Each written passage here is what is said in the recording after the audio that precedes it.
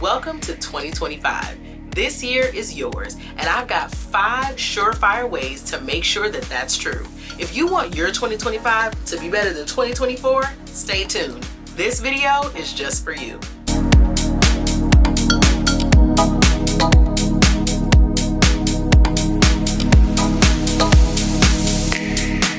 Welcome back to the channel. It's your girl Leslie, also known as the Hot Mommy. And if we haven't met, hey, it's nice to meet you. If you're not new here, what's up, hottie? Welcome back to another amazing video where on this channel we talk all about the hot life. It's my desire and goal to make sure that women, especially Black women, know that they have the radical opportunity to live their most magnificent life. If you're still here, it's because you're looking for 5 ways to start your new year off right. I know we were all on God's strong list for 2024. You've heard it all. Resolutions, this, that, and the third. This is my year. Proclaim it. Sit under the table with 12 grapes.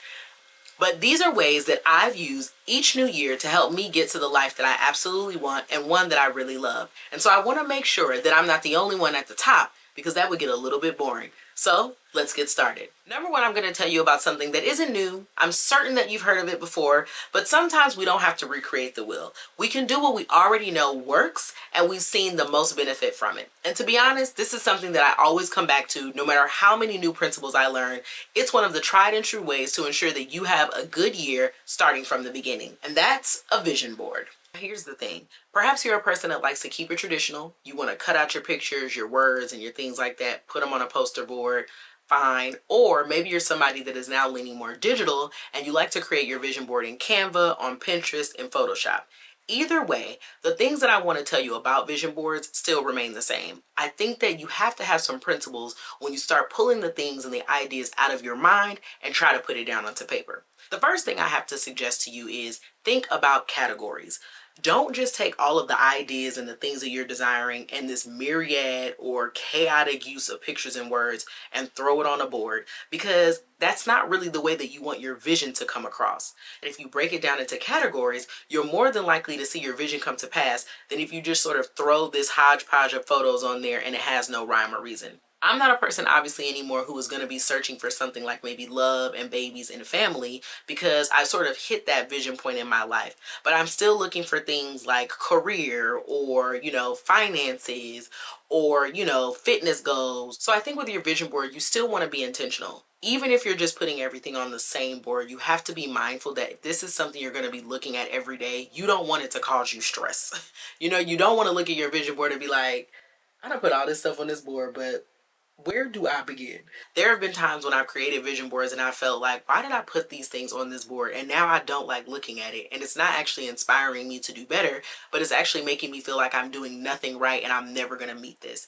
And that's not what you want your vision board to do. It really should be something that's an encouragement to you, that's a beacon to you, and that's calling you and drawing you more into being the person that you want to be.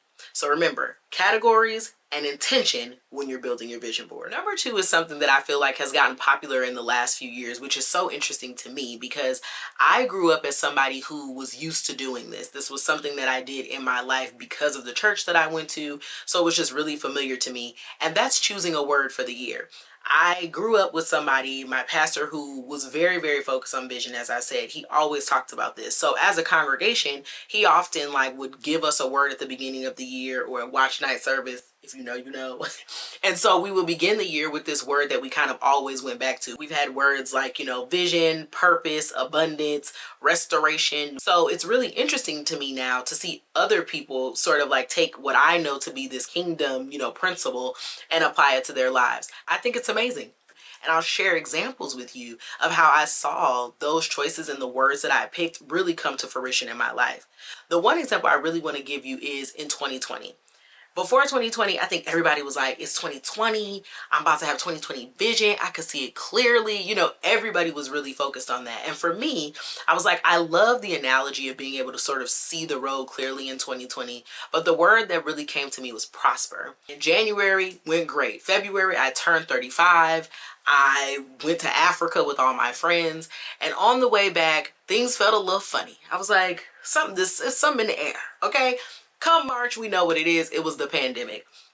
But even in that, I chose and believed and decided within my heart. I said, you know what? I'm still not going to walk away from my word, because regardless of what is going on in the world, I'm going to stick to prosper no matter what.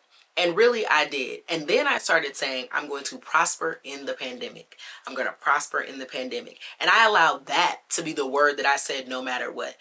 In that, I experienced probably one of the biggest social media growths that I had had in a very long time since starting this work. A literary agent in that time.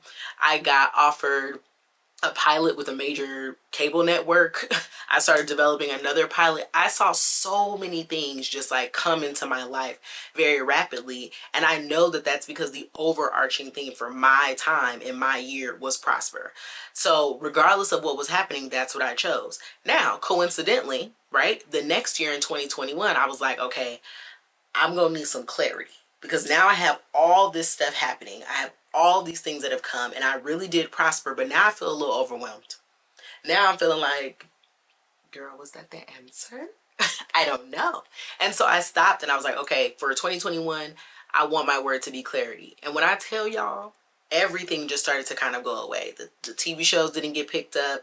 I decided to stop filming one of the shows. Things were just starting to shift and change. And I thought, wow, I wonder if we will draw things to us, and even though we think it's what we want, we think it's what we need, and then in turn it's really maybe not. And so I do think choosing a word and choosing a theme for your year can really help guide you. It can be the thing that you come back to when you start to feel yourself getting off track, when you feel yourself getting a little lost. You're like, you know what, no, if I have this word for my year, everything has to pertain to that. And if it doesn't, then it can't be in my life. If it doesn't go within the theme, then it can't work for me. And it's such a great way to sort of dictate what you say yes to dictate your no's. It's just such a guiding light and a principle for your year. And I think it's really great. And it's why my word for 2025 this year is believe. Because I'm going to believe that everything I'm calling in, everything that is for me will come. I'm going to trust and believe that what I'm doing is actually having an impact on people, that I'm influencing in an appropriate manner. When you have a sort of guide for your year and the steps that you take, it makes it easier almost to live. Choosing a word for the year is really a great starting point, because it allows you to decide what the next 12 months will look like. I encourage you to find a word, look up the definition to that word. Again, being intentional with it, because you want it to be something that you can always reference. You don't want to just pick any old word because it sounds cute or it sounds like, oh, abundance. Well, what does abundance really mean to you? Don't just pick a word because it sounds good. Pick something that's pertinent to you, something that's going to hold you accountable, and something that you're going to keep coming back to that will encourage your life to continue in the right direction. Number 3 on my list is an in and an out list. Now, I'll be honest, this isn't something that I've always been doing. I actually just stumbled upon this in 2023 on TikTok like everybody else. But as somebody that read magazines a lot growing up and wanted to write for a magazine, have my own magazine, it really is just a list of like what's hot and what's not, and I love it, okay? And when I tell you, this list kept me accountable, honey. I was so happy I did this. And even sharing like the ins and the outs with other people, it allowed them to sort of look at themselves, look at the things I was doing, hold themselves accountable. One of the ones that I used and saw other people start to use was daily deposits. As somebody that is very achievement focused and very like always looking to the thing I can accomplish next, I realized I was giving myself stress and a lot of anxiety, because I was always like, I gotta solve the whole thing in a day.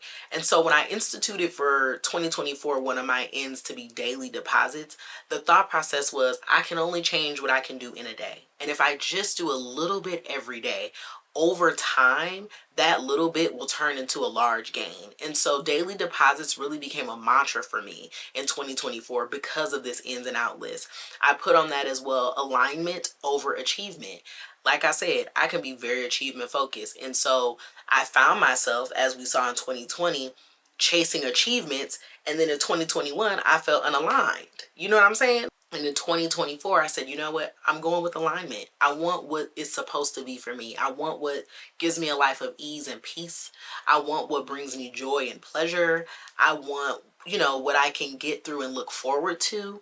And so that was something that kept me focused.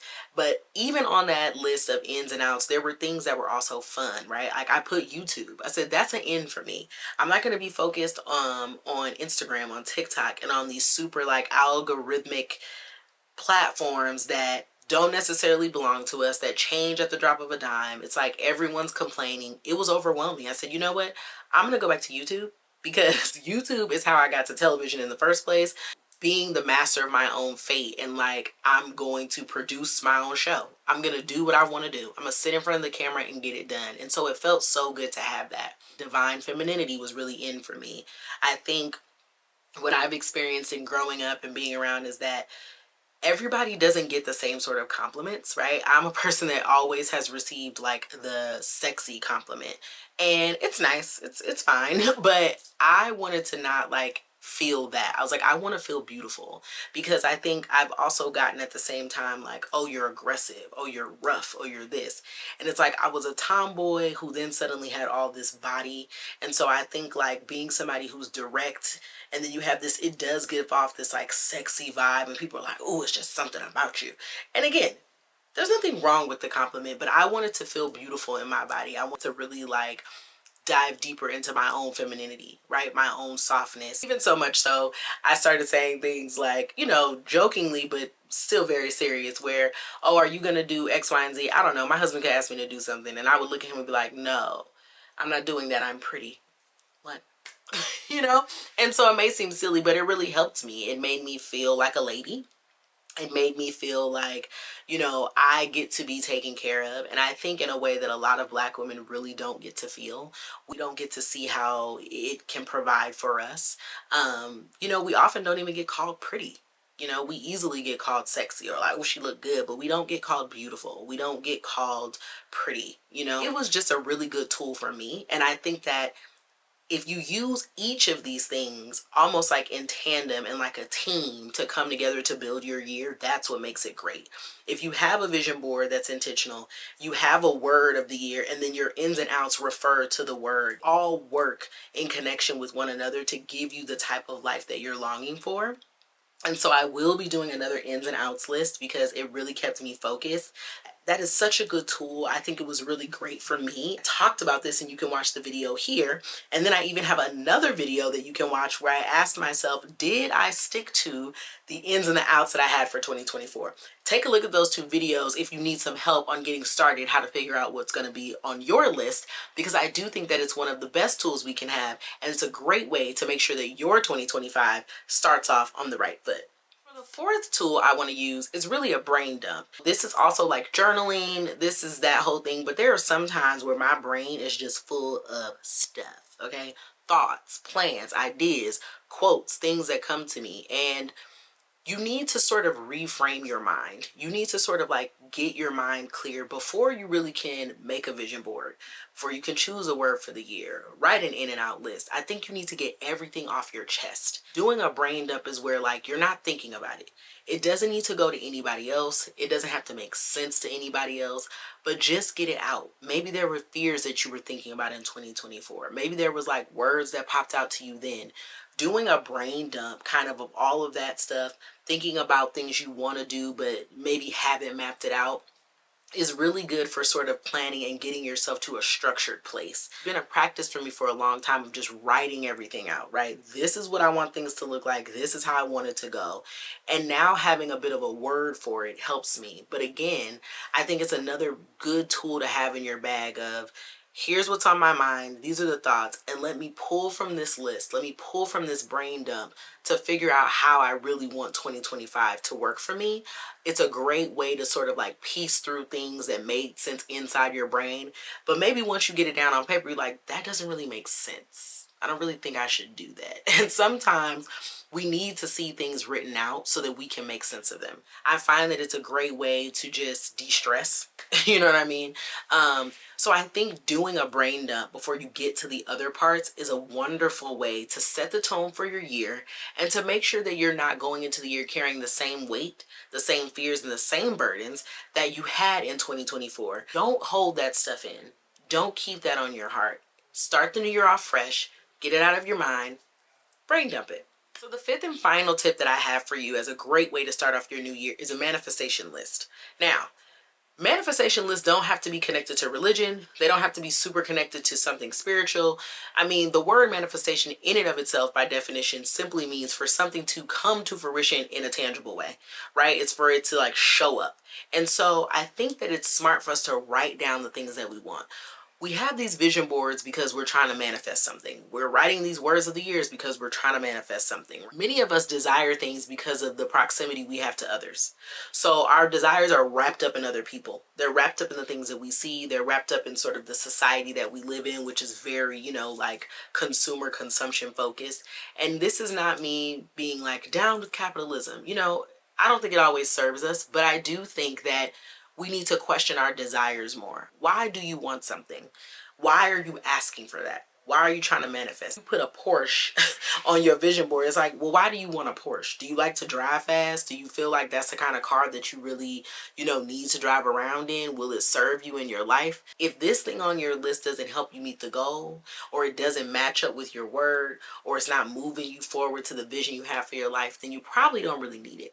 Writing out what I'm trying to manifest really helps me and gets me focused. And I start to see that the list is not as long as I think it would have been, or I think it needs to be when I first start out. Like, what if on your manifestation is like, I want to lose 50 pounds? Cool. Great. There's nothing wrong with you wanting to lose 50 pounds, but why? Right? Do you think that the 50 pounds will make you happier? Do you think that the 50 pounds will make you more beautiful? What is that really leading you back to? So when you start to write out a manifestation list and figuring out the things that you desire, I think it causes you to question yourself a little more, question your intentions. I think it's a really powerful tool to start your year off right, because it causes you to move forward with a different sort of mindset. As opposed to like, gimme, gimme, gimme. It's like, okay, get me to where I need to be. We've listed out those 5 things: vision board, word of the year, in and out list, a brain dump, and a manifestation list. But there are some a la carte options that I do feel are other tools that you can use in conjunction with these to help get your year started off right. Let me share. A lot of people have started their year off by doing some sort of fast. Again, I grew up in a church where people did the Daniel fast. Daniel fast basically just is like a vegan diet with no leavened bread, meaning that you can't have like yeasted bread. And that's like to kind of clean their mind, clear their mind out, get closer to God, what have you. I do not participate in the Daniel fast because I also believe in don't let the devil steal my joy. Okay? And my joy is ice cream. I'm going to be honest. Fasting in general is a great way to start off your new year. You can fast TV, you can fast, social media, you can fast like all sorts of things to help you get yourself in a mindset to hear from the universe, to connect with the divine, to be in one accord with God if that's your choice. So fasting is a great way to sort of center yourself and, move something out of your life to make time for another focus. Fasting is to make time to do something else. So if you're like, hey, I want to be more intentional this year. Maybe you say, I'm a fast TV. I'm not going to watch, all my little shows. I'm going to watch one show and I'm going to do it on Friday. You know what I mean? Like the weekend is my TV time. During the week, I'm going to forgo watching TV. I'm going to read or I'm going to journal. It doesn't always have to be food. It can be other things. Another a la carte option is a cleanse. And I do think that that is about food, especially after the holidays where we have eaten, we have drunk, we have been merry. Okay. Sometimes you got to take a break. You need a cleanse. You got to detox. You got to be like, you know what? I'm going to do dry January. I am going to, not eat anything crazy. I'm going to limit my desserts because I haven't had them all. A cleanse is a good way just to get your mind right. You know what I mean? To get your body recentered, to say, okay, I feel like all the gunk is out and I'm going to get focused. And I think it's a great way to sort of like jumpstart in January. It's also something you can do in any month of the year if you need to be like, I'm taking a cleanse. I'm not doing that.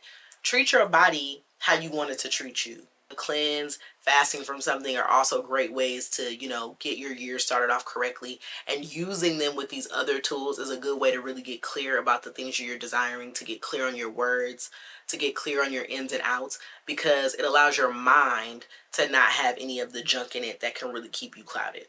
Now, what I want to do is share some of sort of my manifestations with you and how these words have affected me, how the ins and outs have affected me a little bit more.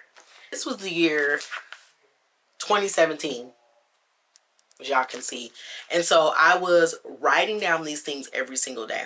The power of the written word is something I think we don't talk about a lot. We often just want to write things down on our phone and we're like, oh, just put it in your notes, you know, type it out. Putting pen to paper is something so much more, and it's because you have to focus on writing it.